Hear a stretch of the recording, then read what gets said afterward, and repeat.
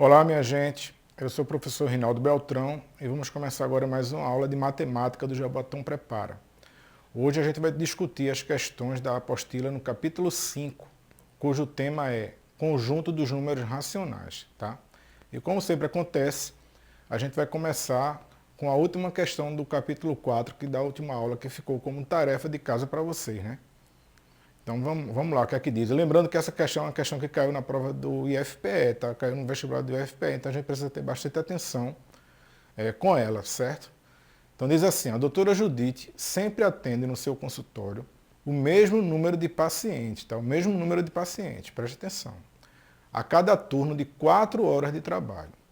Ela percebeu que, gastando em média 25 minutos para atender cada paciente, ela trabalhava 1 hora além do seu expediente.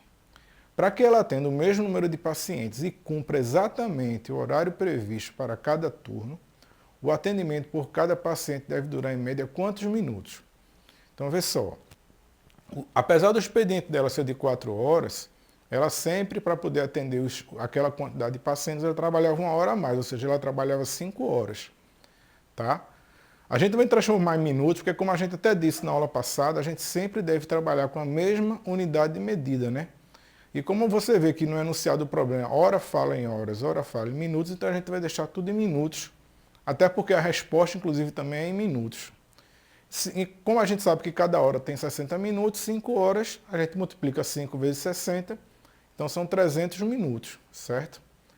Então, ela gasta 300 minutos, 25 minutos por cada paciente, então se a gente dividir 300 por 25, a gente vai descobrir quantos pacientes ela atende, que é a parte mais importante dessa questão. Inclusive eu coloquei aí na apresentação de vermelho, né? Ou seja, quando a gente faz essa operação de divisão, a gente descobre quantos pacientes ela tem. São 12 pacientes, certo? Aí o que acontece? Ela quer atender agora esses 12 pacientes em 4 horas. 4 horas são 240 minutos. Então, para a gente saber quantos minutos ela vai ter que passar com cada paciente para poder ela conseguir atender dentro do expediente dela de 4 horas, a gente pega 240, divide por 12 e a gente chega à conclusão de que ela precisa passar 20 minutos com cada paciente, ou seja, 5 minutos a menos do que ela passa hoje. Tá? E aí a gente chega ao resultado da questão. Resposta letra E, 20 minutos. Ok? Então a gente resolveu a tarefa de casa da semana passada. Vamos agora para as questões do capítulo 5. Então a primeira questão está aí. Ó. Veja a reta numérica abaixo. E aí ele pergunta, o número 33,5 está representado pela letra, e aí deixa a interrogaçãozinha, né? Então vê bem, vamos tentar colocar os números aí para a gente ver onde é que chega o 33,5. Então, ó, o ponto P que está entre o 30 e o 31, a gente pode chegar logo à conclusão, né, que ele está no meio do caminho, então é 30,5. Logo, com essa informação, a gente chega à conclusão de que cada tracinho ali, cada ponto na reta numérica equivale a 0,5, né? Então, ó, como eu tenho 32,5 ali, ó, o próximo ponto, que seria o ponto R, vai ser 32,5 mais meio, né? Então vai ser 33. E o S vai ser o 33 mais meio, que é justamente 33,5, é o que a gente estava procurando, a resposta da questão 1, letra D, o ponto S, é o ponto que equivale ao número 33,5. Ok? Vamos para a próxima questão. Questão 2. Novamente a gente vai trabalhar com a reta numérica e os números racionais. Mário pesquisou o preço da gasolina nos postos perto de sua casa e obteve o resultado indicado no quadro abaixo. Então você vê que tem uma tabelinha aí, né? Onde tem o nome do posto e o preço da gasolina embaixo, né? Na época que a gasolina era baratinha, né? Hoje está bastante cara. Continuando a questão. Na reta numérica abaixo, ele indicou os pontos correspondentes aos valores de cada posto. Nessa reta, qual o ponto correspondente ao valor do preço da gasolina do posto beta? Tá?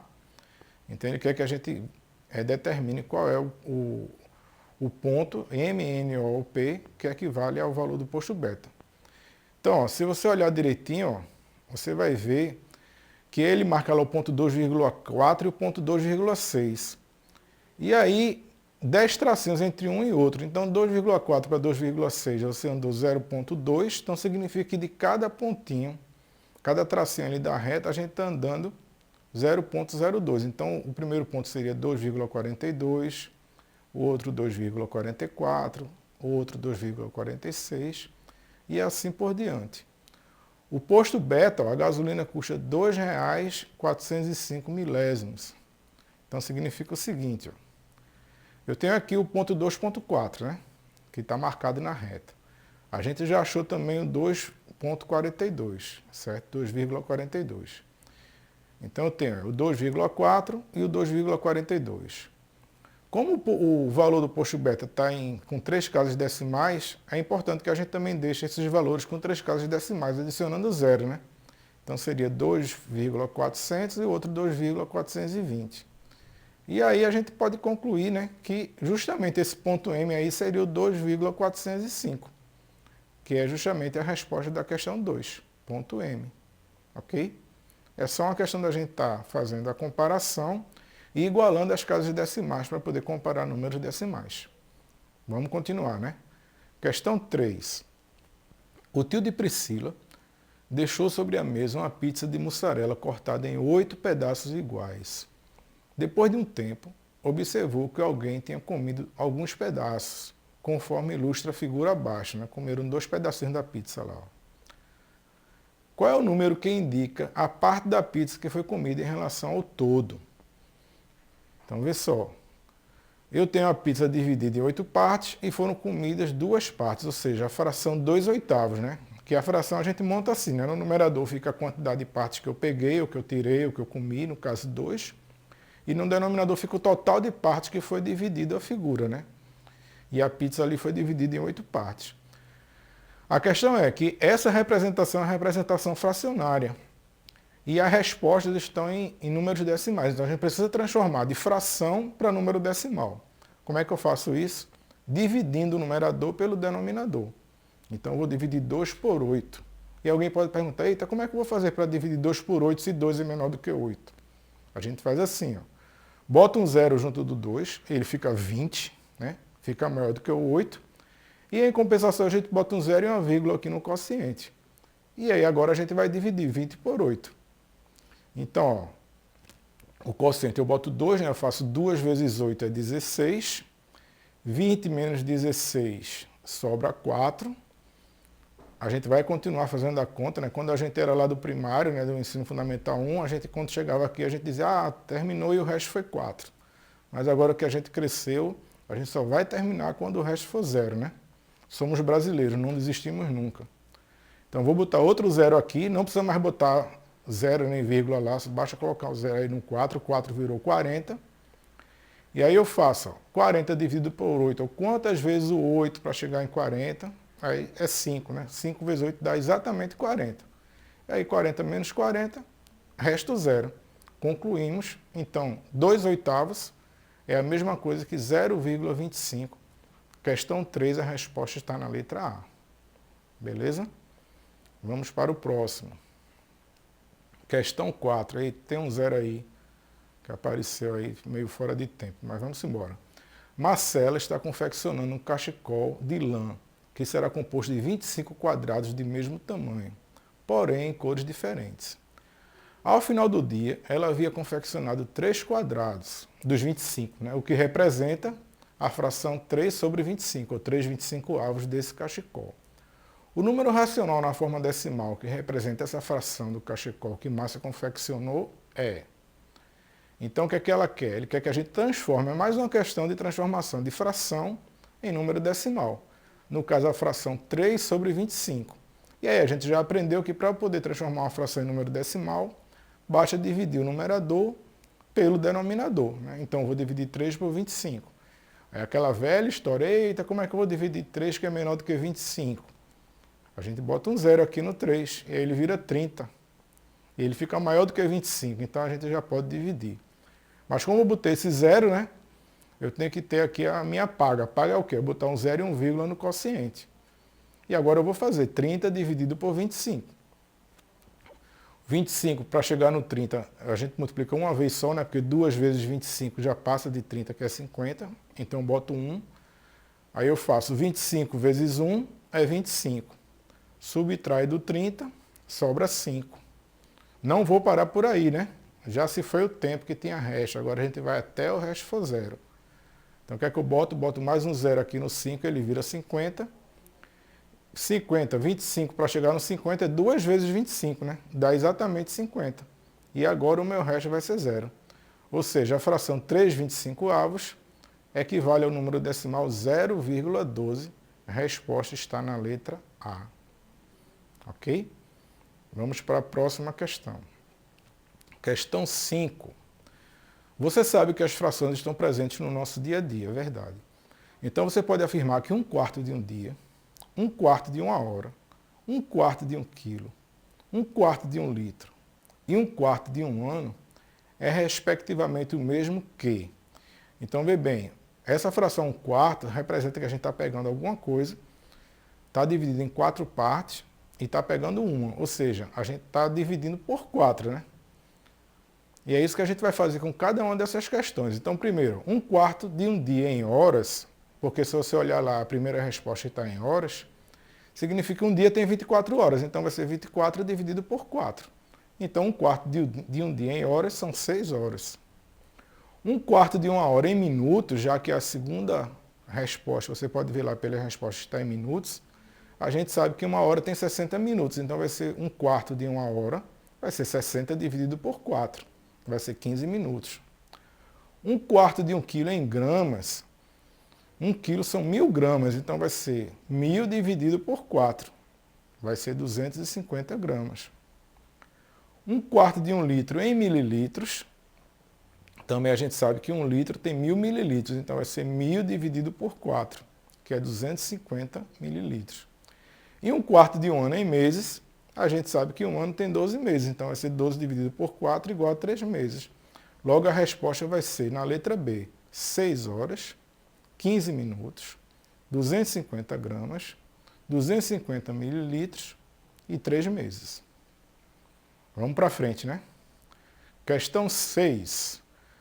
Marcos se exercita todos os dias no parque do seu bairro.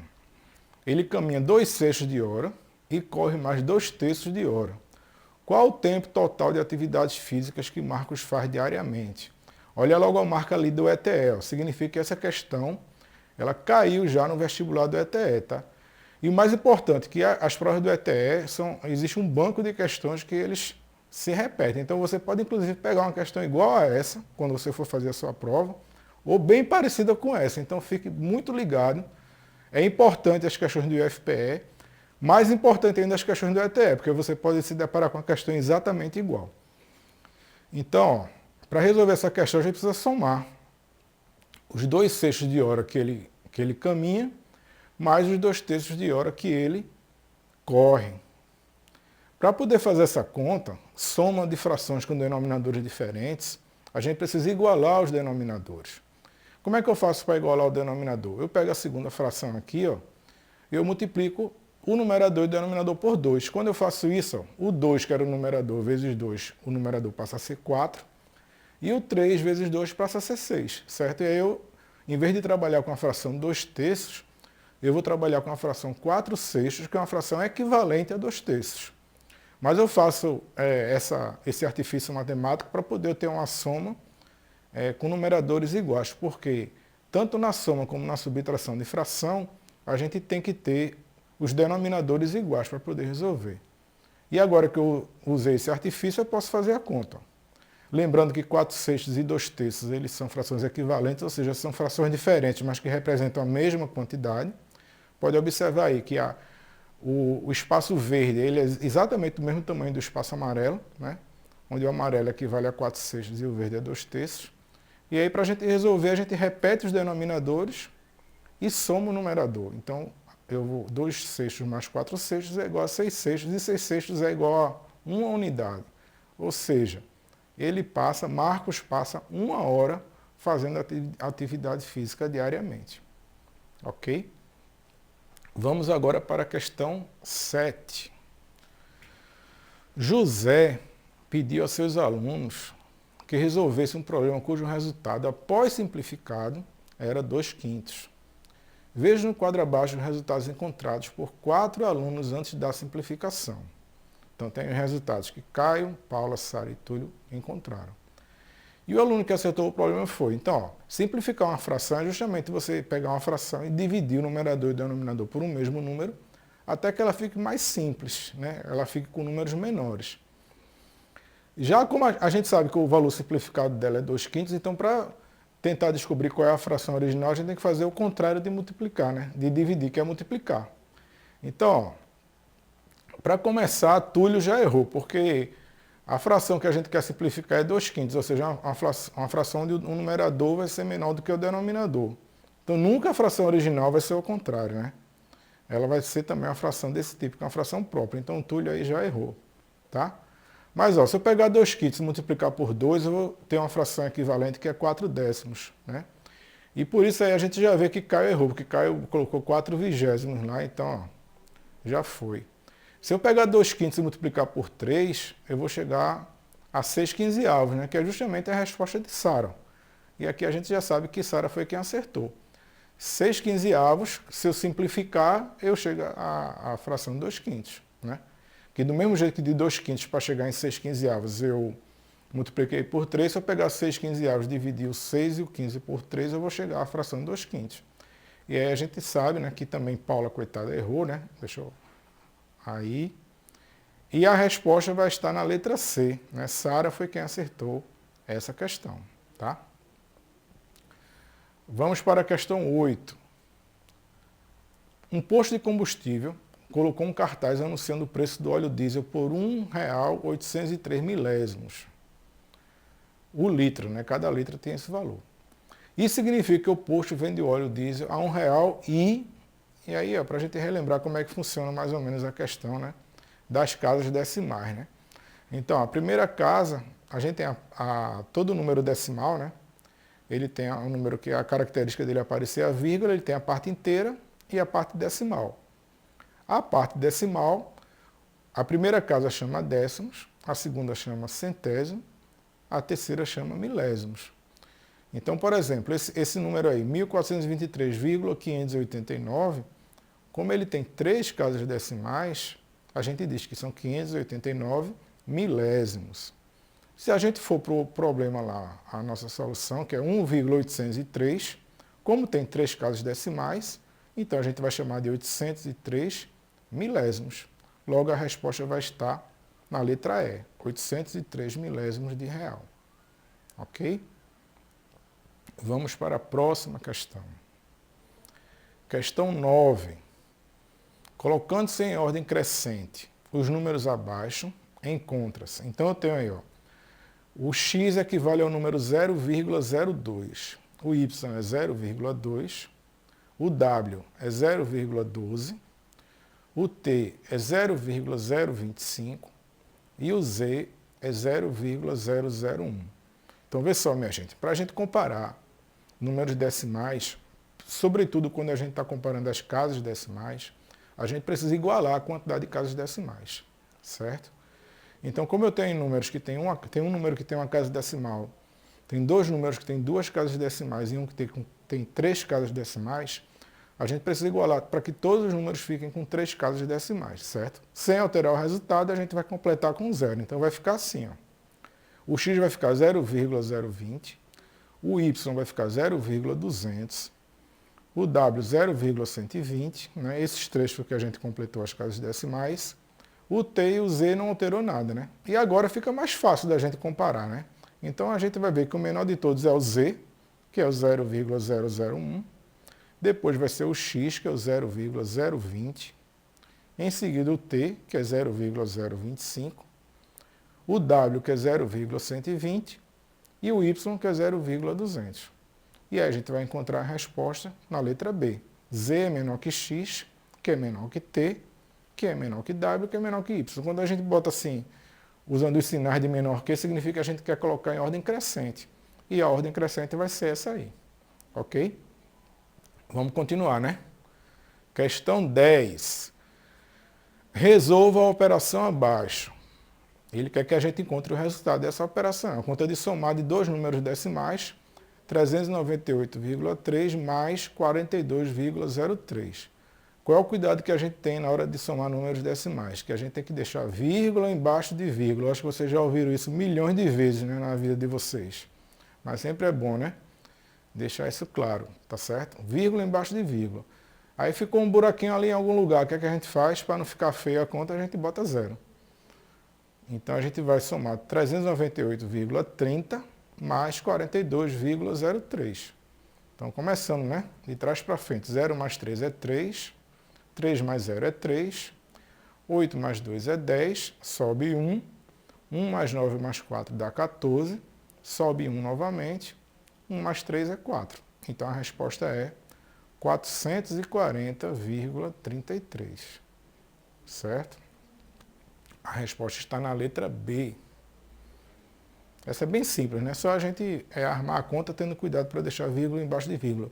Essa questão da vírgula vale para a conta de somar, para a conta de subtrair, tá? Multiplicação e divisão, a gente não precisa fazer isso não, tá? A multiplicação a gente pode fazer do jeito que tá, né? E a divisão é que tem umas questões que quando aparecer a gente comenta elas, tá? Bem mais específico, sempre a divisão causando problema para a gente, né? Mas vamos embora. Questão 11. Resolva a expressão abaixo. Então eu tenho 1/3 elevado a 2 menos 4 nonos, tá? Vou ter que resolver essa expressão aí, tá? Lembrando que a gente precisa obedecer a ordem, né?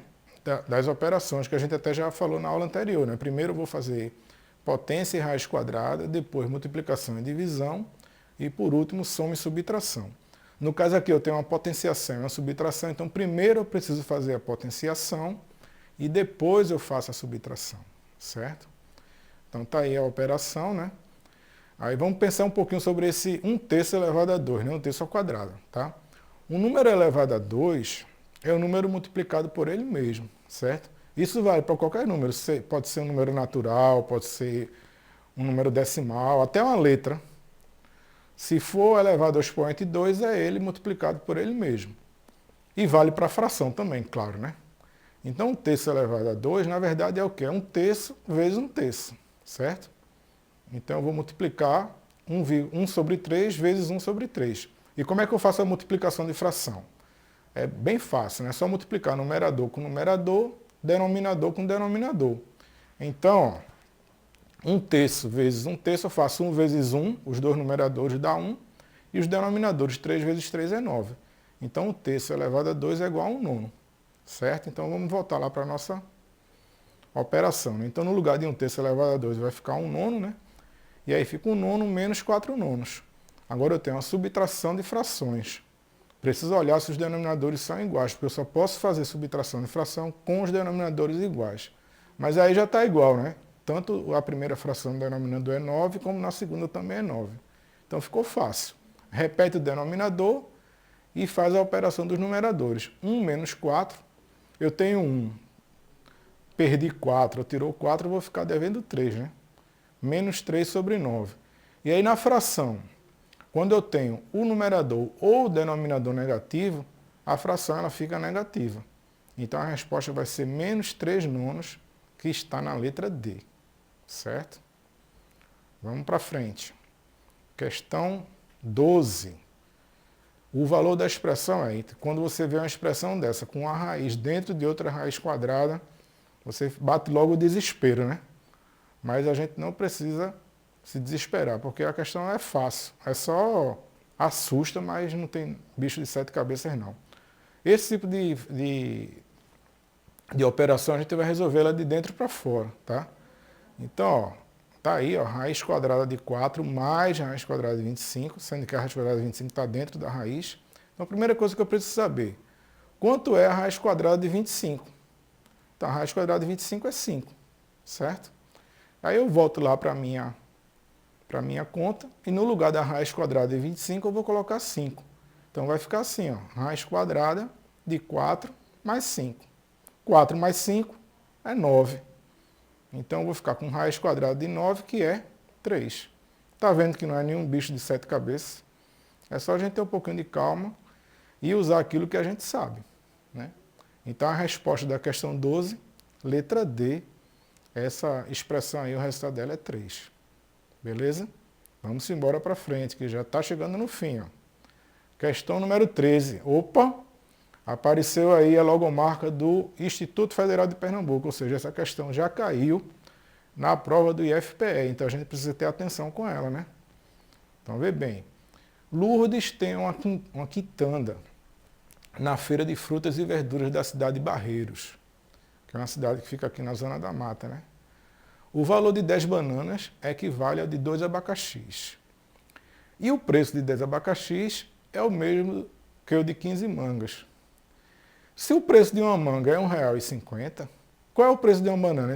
Essa questão é para deixar a pessoa maluca, né? Você olha assim, está nervoso com a prova, e aí vê essa banana misturada com abacaxi, misturada com manga, aí você entra em desespero. Mas não, precisa ter calma e vamos escrever aquilo que as informações que ele está passando para a gente, né?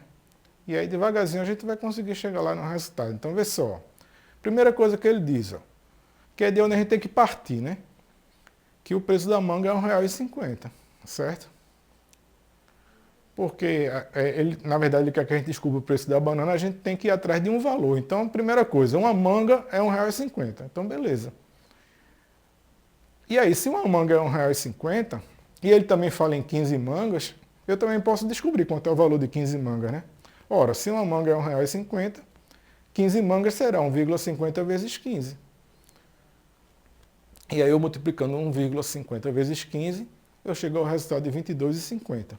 Ou seja, eu já sei que uma manga é R$ 1,50 e eu já sei também que 15 mangas custam R$ 22,50. O que é que ele diz mais? Ele diz que 10 abacaxis é a mesma coisa que 15 mangas. Então, o valor de 10 abacaxis é o mesmo valor de 15 mangas. Então, se 15 mangas custa R$ 22,50, 10 abacaxis também vai custar R$ 22,50. Certo? E aí, ó, se 10 abacaxis custam R$ 22,50, eu tenho como descobrir o valor de um abacaxi. É só eu pegar R$ 22,50, dividir por 10. E aí eu vou chegar assim, à conclusão de que cada abacaxi vai custar R$ 2,25. E a gente vai, né, devagarzinho tirando o nó cego dessa questão. E aí, ó, ele fala ainda que 10 bananas são igual a 2 abacaxis. Então, se 10 bananas são iguais a 2 abacaxis e cada abacaxi custa R$ 2,25, se eu fizer 2 vezes R$ 2,25, eu descubro o preço de 10 bananas. Então, 10 bananas vai ser igual a 2 vezes R$ 2,25, que é o preço de cada abacaxi, que vai dar R$ 4,50. 10 bananas, R$ 4,50. E ora, se 10 bananas custam R$ 4,50, eu consigo descobrir o preço de cada banana. É só pegar 4,50 e dividir por 10. E aí a gente chega ao resultado. Eu estou aqui na frente da tela. 4,50 dividido por 10 é igual a 0,45. Ou seja, depois de fazer algumas comparações, umas continhas de multiplicar besta, aí a gente chega ao resultado de que o valor de cada banana é 45 centavos.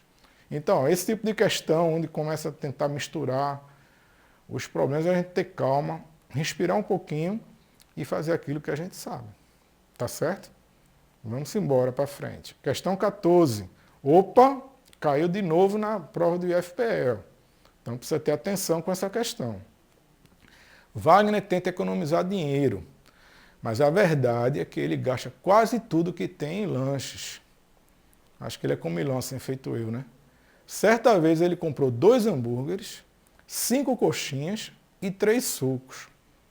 Tudo no mesmo dia, gastando R$ 29,40. Ele estava com fome, viu? Se cada hambúrguer custou R$ 4,50 e cada suco custou R$ 2,80, qual era o preço de cada coxinha comprada? Então vamos lá. Ele comprou 2 hambúrgueres, 5 coxinhas e 3 sucos. Gastou R$ 29,40. Cada hambúrguer é R$ 4,50. Ele comprou 2, né? Então 2 vezes R$ 4,50. A coxinha que a gente não sabe o valor de cada coxinha, então a gente vai representar pela letra X. Então 5 vezes X é o valor da coxinha. E o suco é 2,80. Então, 3 vezes 2,80. Eu tenho a equação do primeiro grau. 2 vezes 4,50 é 9. 5 vezes x é 5x.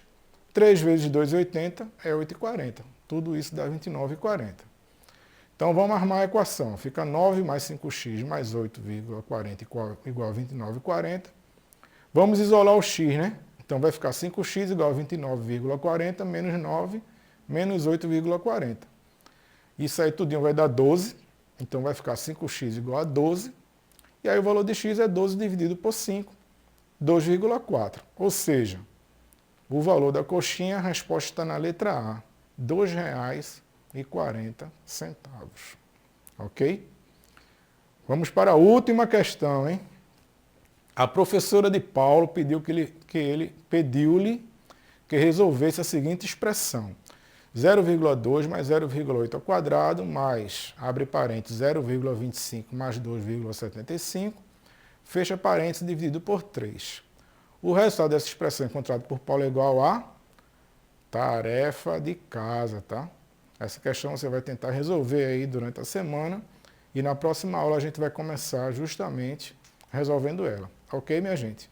A gente vai ficando por aqui, espero que vocês tenham gostado da aula e a gente se encontra, né, na próxima aula para resolver essa questão e as outras questões do capítulo 6, tá? Fique com Deus e até lá. Tchau.